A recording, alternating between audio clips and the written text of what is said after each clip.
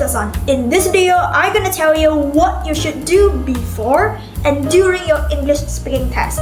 And all this solid advice that I'm gonna tell you later allows me to come out with an A+ in English for my SPM 2022 exam. And for your information, in my previous video, I already shared with you my powerful methods in scoring your English listening paper, as well as my personal tips on how I score full marks in my essay writing. So the video links are here, make sure you check it out afterwards. Alright, so let's get started.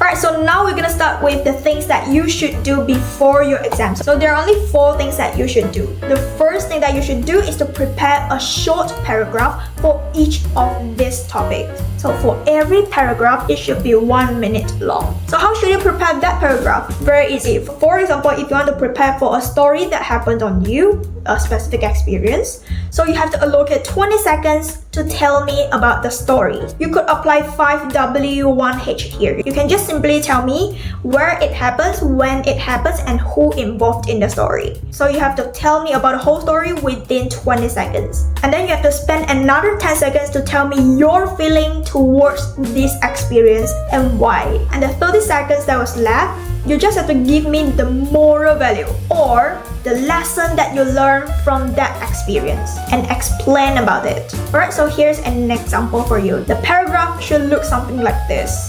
And you may use ChatGPT to assist you to come up with this kind of paragraph. So here's an example prompt for you. Alright, so this is the first thing that you have to do after preparing paragraphs for all these topics. The second thing that you have to do is to memorize and train yourself to express all those paragraphs within 1 minute. So remember to time yourself to make sure that you finish every paragraph within 1 minute. So the third thing that you have to do is to prepare a few points for every topic in your textbook. How can you prepare all those points? Very easy. You just have to take out your textbook, look at the name of the chapters, and start to brainstorm and come up with your own idea and start to talk freely on that topic.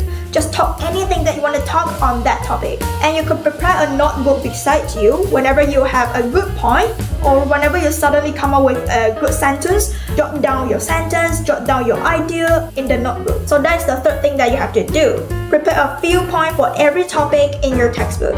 So the fourth point is you have to prepare part 3 with your teammates. Alright, so that's all that you should do before your speaking test. So now I'm gonna tell you what you should do during your speaking test. So first thing first, before you enter the classroom, remember to ask for the permission to enter the hall. So this is how you should do. You just knock on the door, knock, knock, knock. Good morning, teacher, may we come in? And then you wait for the examiner to respond. Then only you go into the classroom. Don't straight away go into the classroom without notifying them. That is rude. So now we will start with part 1 first. So part 1 basically is just a warm-up for you. Don't have to worry much about it. It's just a warm-up for you. They will just ask some straightforward questions like what is your name and some questions that you're familiar with. Like, can you tell about your family members? And can you tell about your hobbies? All that kind of stuff. You can just keep your answer simple and straightforward. And the things that I want to remind you is that when the examiner asks about your name, my advice is that you give me 2 short sentences. The first sentence, you tell me your full name. And the second sentence, you tell me your short name, which is a name that usually people call you. So here is an example answer. Good morning, teacher. My name is Tei Shen, and usually people call me as Tei, or usually people address me as Tei. So now the examiner will know how should they call you. Alright, so now let's proceed to part 2. So part 2, there are 6 things that I want to remind you. The first thing is that when you get stuck, when you have no idea on how you should continue, then try to relate your points to COVID-19, because almost everything can be related to COVID-19. So COVID-19 will be a powerful example to support your point. For example, if you're talking about online learning, then the first thing that pops up in my mind is the MCO era, Movement Control Order, which means this order will restrict our movement. So MCO was implemented that time to stop the virus from spreading like wildfire. Besides that, students were not allowed to attend the physical lesson in school. Hence, no choice, the teacher will conduct the lessons online by using applications such as Zoom meeting as well as Google Meet. So this is how you can relate online learning to COVID-19 pandemic. And let me give you another example. If you want to talk something about economy, yes, the same thing. You can try to relate the topic or you can relate the points to COVID-19. So you can say something like, during the outbreak of COVID-19 pandemic, most of the country experienced economic recession. Stemming from there, a lot of companies were facing financial crisis, which led to massive layoffs. Hence, a lot of people lost their jobs. As a consequence, financial constraints started to surface in some of the families. Hence, citizens were forced to reduce their expenses and tighten up their budget to survive. This is how you can relate your points to COVID-19 pandemic. Because COVID-19 could be considered as a big turning point in human history, so it affects almost everything. So when you have no idea, try to think about COVID-19. So that is the first thing that I want to remind you for part 2. By the way, students, if you need, you could consider joining my one-to-one lesson to practice your speaking skill. I will make a personalized training plan for you, and I will train you systematically, step by step, until you are comfortable talking to the examiner during the exam.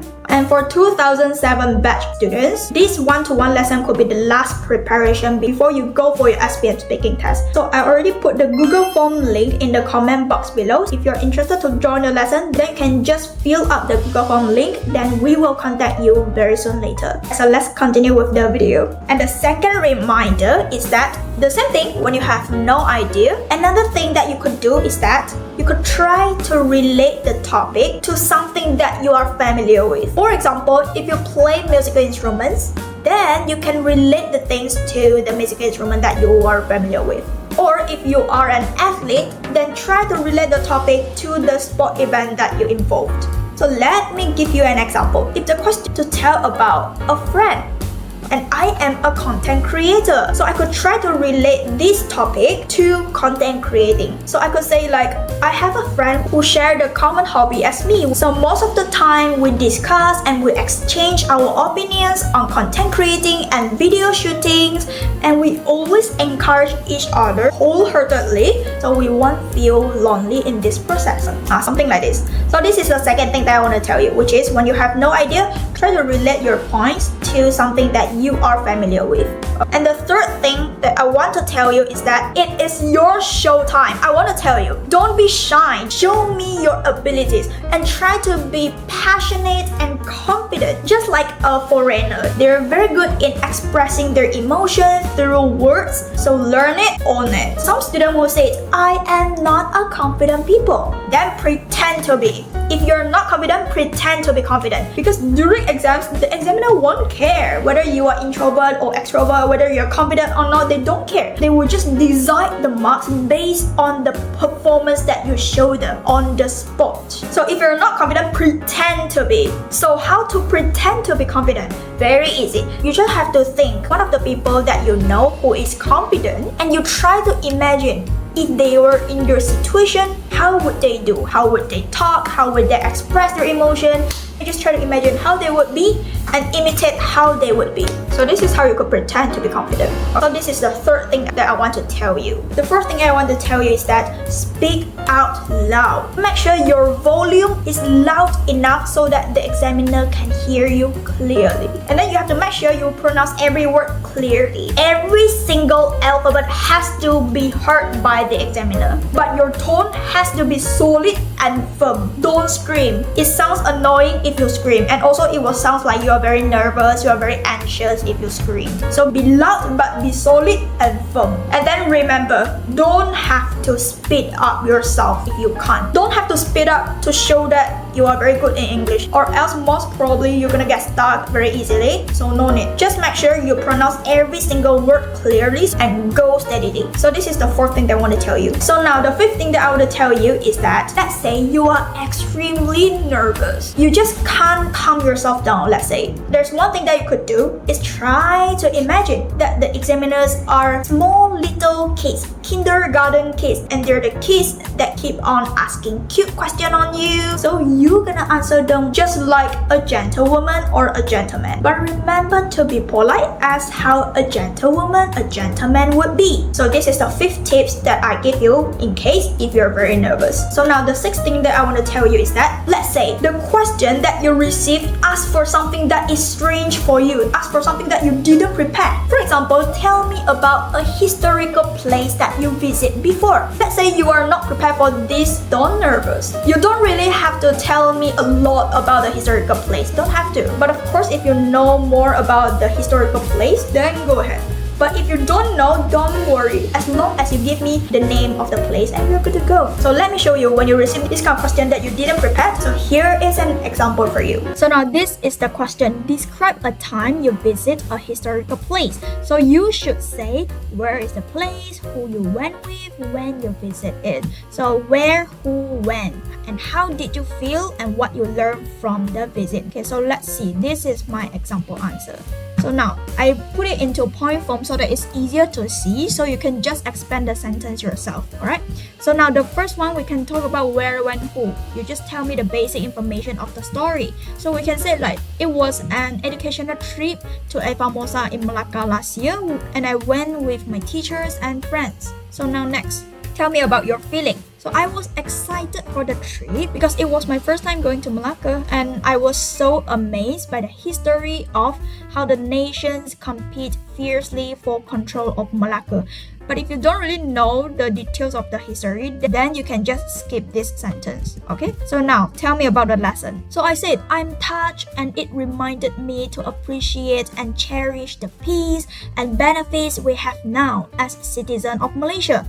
So this was the lesson I learned after visiting a Famosa. So just now I said, if you don't really know about the history, then you can just say, I was so amazed by the history and it reminded me to appreciate blah blah blah blah blah. Next, this is my elaboration on the lesson. So I said, hence, this lesson became the inspiration for me to study harder and harder so that I can serve my country and contribute to the society when I grow up. And you can see for this part, I even relate my points to COVID-19 pandemic. Even for cultural topic, COVID-19 can still be part of my elaboration. So you see, and hopefully I could play a role in enhancing the economy of our country and prevent an economic recession from occurring like it did in the past during the outbreak of the COVID-19 pandemic. So this is my example answer. So basically, you can still score a high marks even though you have very little understanding about this historical place. So you can see, it is not necessary to have a lot of bombastic words because fluency is always the key for you to score your speaking test. So this is for part 2. Alright, so now let's proceed to part 3. There are only 3 things that I want to remind you. The first thing is, again, when you get stuck, when you have no idea, try to think about COVID-19. COVID-19 will be an excellent example to support your point. So the second reminder is that don't try to monopolize the conversation, which means don't be greedy. You have to give your friend a chance to talk. So that's the second thing. The third thing is, because part 3 is the group discussion, right? So you have to be friendly and passionate. You have to show me your passion. So for example, this is how I actually did in my speaking test. So after my friend, after she talked about her point, it's my turn. So I would do something like this. I love your point, and there's something that I would like to emphasize. Or you can say, there's something that I would like to add on, which is blah blah blah blah blah. And just like what you mentioned just now, blah blah blah blah blah, we could see this from another perspective as well, blah blah blah blah blah. What do you think?